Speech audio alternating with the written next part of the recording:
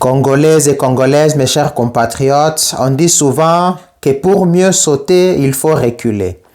Certains vous diront aussi que si vous ne savez pas où vous êtes en train d'aller, vous devez du moins savoir d'où vous venez. Il me semble que la situation que la République démocratique du Congo est en train de connaître, c'était un piège. Puisque vous vous souvenez, il y a plus de 20 ans, quand Laurent Désiré Kabila dirigeait le pays, il le faisait puisqu'il avait une vision. Il voulait libérer le Congo et il savait que pour libérer un pays, il faut se battre. Puisque la liberté ne se donne pas, elle s'arrache.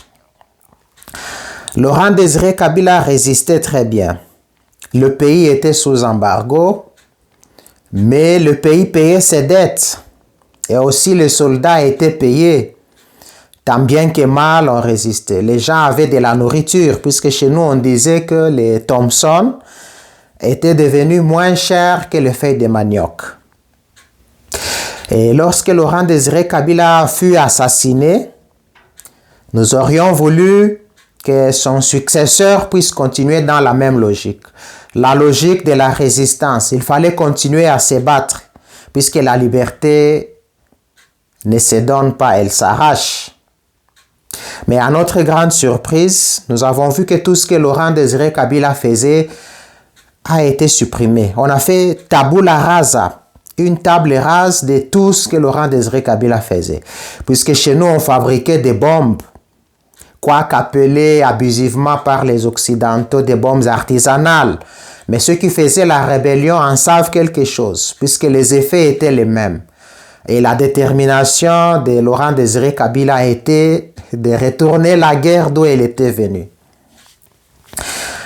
Et comme Laurent Désiré Kabila est mort, l'ironie du sort, c'est que ceux qui les combattaient, les rebelles, les Ntambwe Mwamba, Zaïdi Ngoma et les autres que vous connaissez, c'est eux qui ont constitué maintenant la ceinture de sécurité, la disque dur du régime du fils de Laurent Désiré Kabila. Donc les rebelles sont arrivés et les soldats qui étaient de partout dans des rébellions, ils ont été incorporés dans l'armée. Vous vous souvenez de l'opération mixage-brassage. Et c'est ainsi qu'il y a eu des infiltrés, il y a eu des traîtres. Vous savez comment est-ce que Mamadou Ndala a été assassiné. C'est puisqu'il y avait des traîtres, il y avait des trahisons.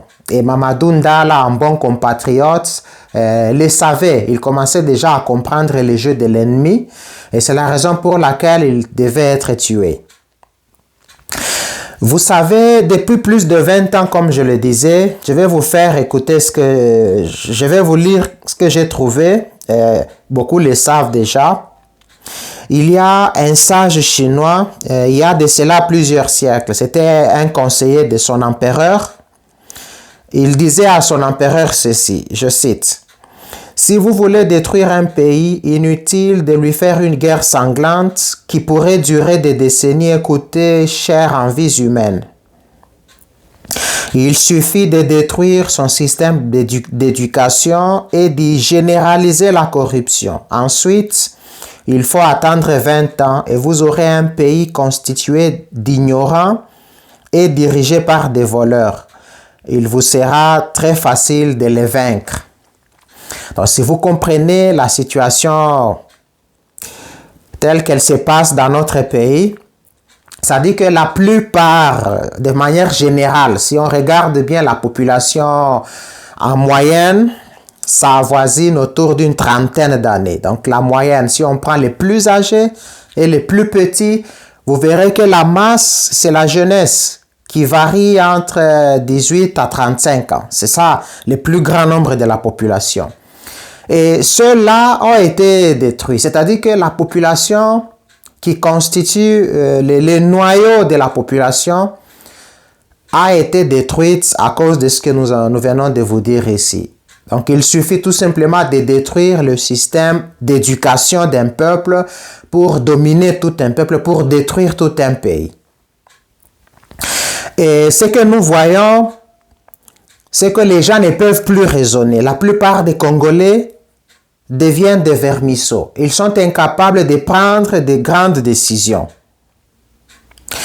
puisque les gens estiment qu'ils doivent se libérer tout en se recroquevillant entre eux. Et c'est la raison pour laquelle vous voyez que de manière aveugle, il y a des gens qui suivent comme des moutons, des dirigeants. Ce ne sont pas seulement ceux qui sont au pouvoir. Si vous allez dans chaque province, il y a des gens qui sont considérés comme des petits dieux. Si vous osez les critiquer, les attaquer, et là, les moutons sont derrière vous pour vous combattre. Et vous comprenez que ce n'est pas du tout normal pour un pays. Un pays devrait se fonder sur des valeurs. Que les gens sachent que ce qui est bien pour tout le monde. Et que donc ce qui est mal aussi pour tout le monde. J'ai essayé de relever dans ma vidéo de la fois passée comment est-ce que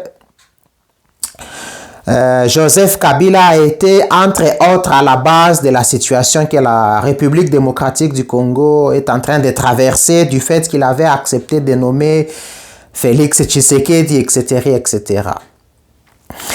Et j'ai vu qu'il y a des Katangais qui sont mécontents. Alors, la raison de ce mécontentement, on ne la comprend pas du tout. Souvenez-vous, René Descartes disait qu'il ne faudrait jamais mettre confiance en ceux qui vous a trompé une fois. Et je peux aller plus loin. Sur le plan anthropologique, je peux même dire que nous ne sommes pas appelés à mettre notre confiance en quelqu'un qui nous a trahi une fois. Ici, je vous ai dit peut-être que Joseph Kabila a été mal conseillé, puisque c'est quand même insensé que les rebelles qui ont combattu votre papa soient vos collaborateurs et les soldats qui tuaient votre population soient incorporés dans l'armée. Donc, j'essayais de comprendre, mais les gens ne veulent pas l'entendre de cette oreille. Vous vous souvenez aussi, si je m'adresse au Katangais directement, vous savez quand Moïse Katumbi était placé en exil, mais c'était un Katangais, soi-disant un Katangais, si je peux le dire, puisque son père lui-même dit que c'est son fils, c'est un Katangais. C'est un Katangais qui a renvoyé un autre Katangais en exil. Ça veut dire que vous ne devez pas mettre votre confiance sur les individus. Il faut vous tourner vers des valeurs. Et ça, c'est le plus important. Nous voyons ce qui se passe. Comme je le disais, le système d'éducation a été détruit. Mais pour que nous puissions nous remettre sur le rail, il faut y aller avec une rigueur scientifique, une rigueur critique. Il faut analyser les faits de façon objective. Puisque jusqu'à preuve du contraire, je continuerai à dire qu'il n'y a pas de mauvaises troupes, il n'y a que de mauvais chefs. Puisque depuis le maréchal Mobutu jusqu'à maintenant, c'est le leadership qui pose problème. J'ai relevé comment est-ce qu'il y a des injustices, comment est-ce qu'il y a l'indignité dans le chef de ceux qui nous gouvernent. Donc vous comprenez qu'il y a un problème très sérieux. Ceux qui nous gouvernent ne sont pas en mesure de diriger comme il se doit. Ils se tapent une grande part tout en laissant le reste de la population dans la misère. Nous le disons, et ce n'est pas un secret. Pour que le pays puisse se développer, il faut cette rigueur scientifique, cet esprit critique. Personnellement, j'aurais voulu, pour que les dirigeants soient dédouanés d'une manière ou d'une autre, que le rapport mapping soit placé sur table.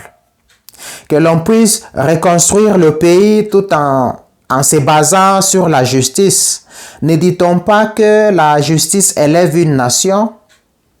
Et vous savez qu'il y a des candidats comme le docteur Mukwege qui voulait absolument que le pays puisse être remis sur le rail en s'appuyant, en se basant sur le rapport mapping. Et pour que nos dirigeants soient crédibles, Joseph Kabila, Félix Tshisekedi, les opposants, ceux qui sont dans la classe politique, si eux tous aiment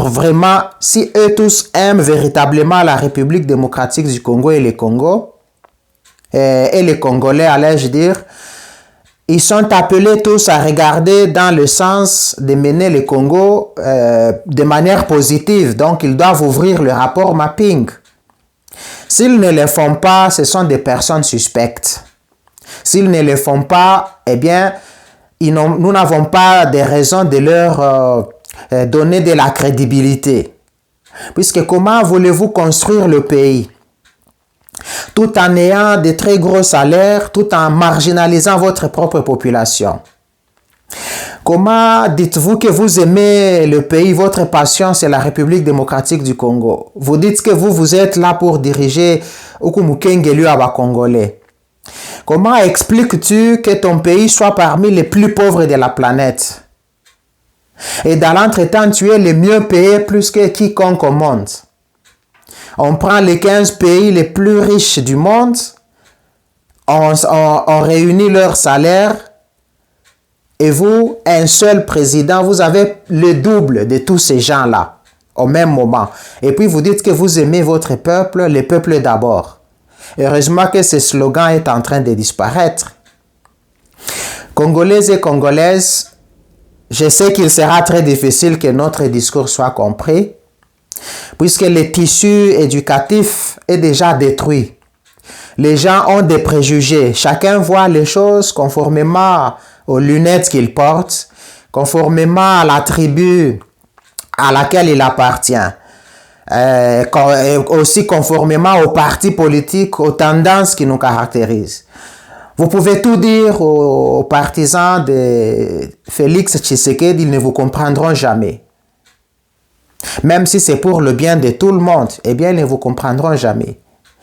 Vous pouvez tout dire aux Katangais, mais puisqu'ils ont leurs préjugés, ils ont leurs soi-disant leaders, ils ne vous comprendront jamais. Ils sont prêts à vous faire la guerre. Donc, on peut dire que le mal est très profond. Et il sera très difficile que les gens puissent comprendre le niveau du combat qu'il faut mener pour libérer véritablement la République démocratique du Congo. Voilà ce que j'avais à dire. Pour que le Congo se relève, il faut encore peut-être 20 ans en train de conscientiser la population, de l'éduquer et de l'instruire jusqu'à ce qu'on aura finalement une population capable de bien réfléchir, de bien raisonner pour le bien de tous. Voilà ce que j'avais à vous dire. Je vous remercie.